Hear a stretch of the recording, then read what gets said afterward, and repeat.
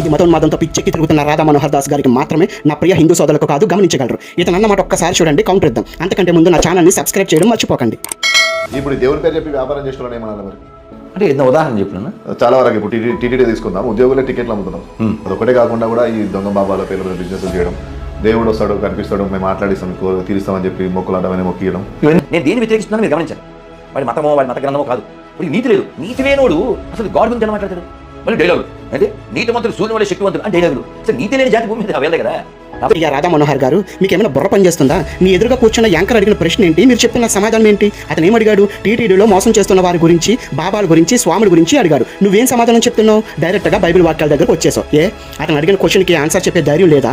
ఇంత అక్కసం ఏంటో నీకు? నీ మతంలో ఏమీ ఫ్రాడ్ జరుగుతా లేదా? ఇకపోతే నీతి గురించి మాట్లాడుతున్నావు. బైబిల్ అంతా నీతిరా. ఎక్కడ మనుషులను తప్పు చేయమని చెప్పలేదు, దేవుడు అసలే తప్పు చేయలేదు. మరి తప్పుల మీద తప్పులు చేసిన మీ దేవుళ్ళ సంగతి ఏంటి? నాకు ఈ ప్రశ్నకు సమాధానం కావాలి.